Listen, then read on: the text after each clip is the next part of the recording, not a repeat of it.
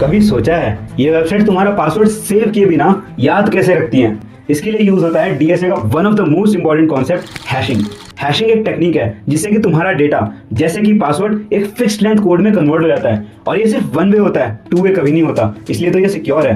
Google हो, Instagram हो या फिर फेसबुक, ये तुम्हारा एक्चुअल डेटा कभी स्टोर नहीं करती, ये सिर्फ उनके हैश वैल्यूज को स्टोर करती है। अगर तुम फिर से लॉगिन करने जाते हो तो ये तुम्हारे पासवर्ड को फिर से एक हैश वैल्यू में कन्वर्ट कर देती है, और अगर इन दोनों की वैल्यू सेम हुई तभी लॉगिन सक्सेसफुल होता है। हैशिंग सिर्फ पासवर्ड्स के लिए ही नहीं, डेटाबेस इंडेक्सिंग, फास्ट सर्च और डुप्लीकेट डिटेक्शन में भी यूज होती है। अगर और भी डीएसए के रियल वर्ल्ड एग्जांपल्स जानने हैं तो फॉलो करना मत भूलना। कभी सोचा है ये वेबसाइट तुम्हारा पासवर्ड सेव किए बिना याद कैसे रखती हैं? इसके लिए यूज होता है डीएसए का one of the most important concept, hashing. Hashing एक टेक्निक है जिससे कि तुम्हारा डेटा जैसे कि पासवर्ड एक फिक्स्ड लेंथ कोड में कन्वर्ट हो जाता है, और ये सिर्फ वन वे होता है, टू वे कभी नहीं होता। इसलिए तो ये सिक्योर है।